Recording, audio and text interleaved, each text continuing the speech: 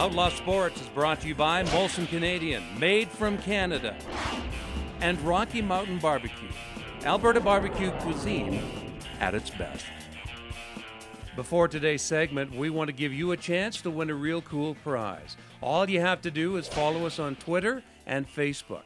Join now for your chance to win an autographed Doug Gilmour Flame jersey, the real leader of the '89 Flames Cup-winning team, the club's best-looking jersey. Join us on Twitter and Facebook to win. It's that easy.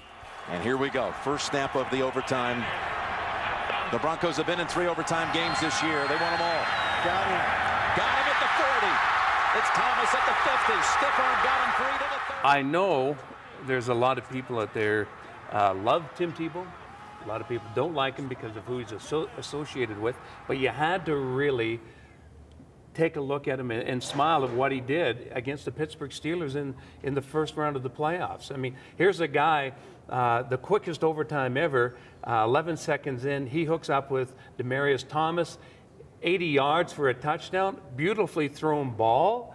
They weren't expecting it. I blame the Steelers defense for playing. They had everybody up for the run, and they kind of screwed up. But anyways, overconfident.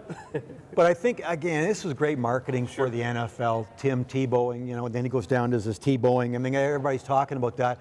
I had heard in the States on Monday of this week when everybody should be talking about Alabama, LSU for the college championship. Yep.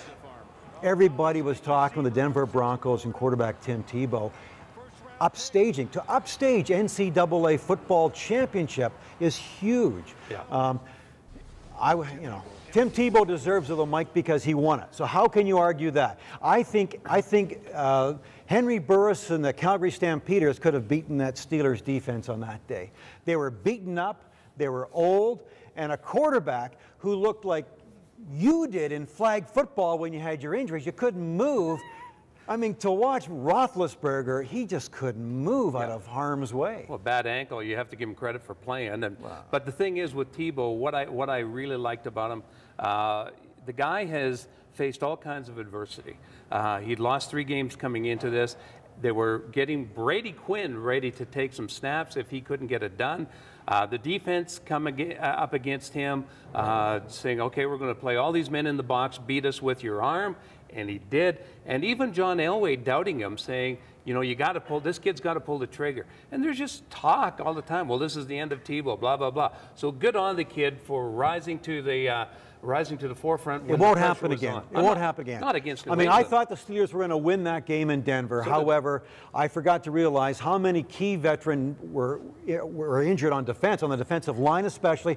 I mean, the Steelers were beaten up. They had veterans on the line, Ryan Clark, the safety who has this rare blood disease, who can't play on high altitude. Something happens. It happened before, and so they took him out of the game. That was a depleted defense. So I think Tebow, it was just great scene for him to have success against, but I don't think it's going to happen next game against Tom Brady and the Patriots. Not a chance. Tired of going to redneck barbecues? Well, you better call Rocky Mountain Barbecue, Alberta barbecue cuisine at its best. Great tasting food, clean and efficient service. Check us out online or call Rocky Mountain Barbecue.